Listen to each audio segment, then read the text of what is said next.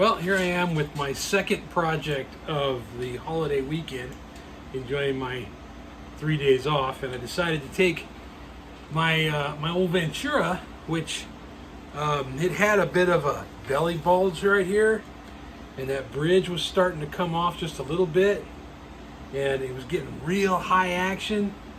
And I decided, you know what, I'm just going to rip the thing apart and tear into it and see if I can fix it. And the guitar was free when I got it. I went to go buy another musical instrument, a ukulele for my son, and he had this thing laying around, and it was broken right here.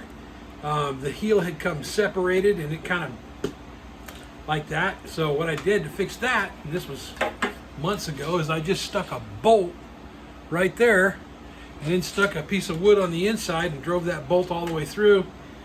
Cinched that thing down tight with some glue in there and put some tight bond on it, and that fixed that. It still has a little bit of an arch. The high point on the fretboard is about right here,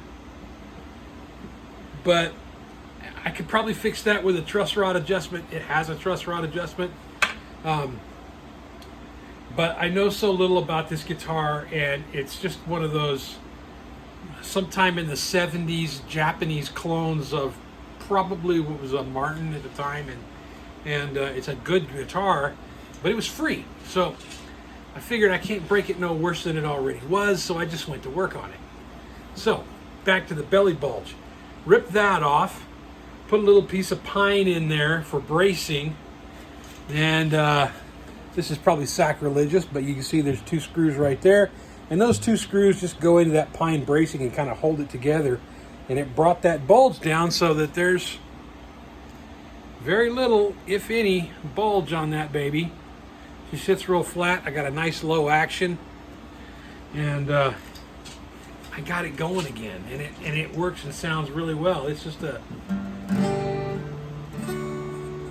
I just like this guitar.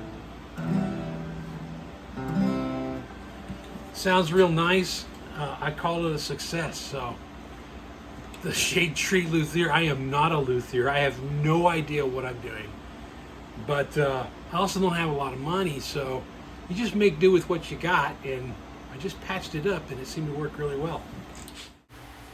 You can see the screws, or at least one of them, and then the tape I used to mask out the area where the bridge sits. That way when you put the bridge back down and the glue is setting, when it squeezes out or something like that, it won't get on the body of the guitar. So I liked what I did there. I put leather straps underneath these pine boards before I clamped them down. That way I would make sure that I don't mark up or leave any impressions on the guitar itself. The leather straps actually went over the bridge too, so I don't mark up the bridge. I like what I did there too. Again, just using what I had, and again, it seemed to work out really well. It flattened everything out real nice, and the guitar plays great. This is the label on the inside of it, and it doesn't say where it was made. I've taken it to a shop, and they said, well, it looks like a Japanese knockoff from the, late 60s, 70s, something like that. They were doing a lot of that. They're well-built guitars. This has a rosewood size, rosewood back, and some type of laminate deck on it. Again, there's not even there's really not much on it to say much about it. It still plays nice. I love this guitar.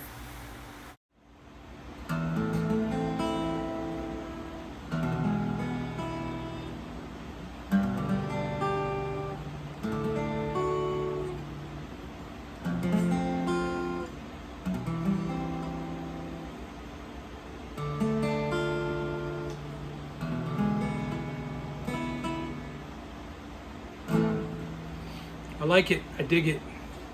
Thanks for watching.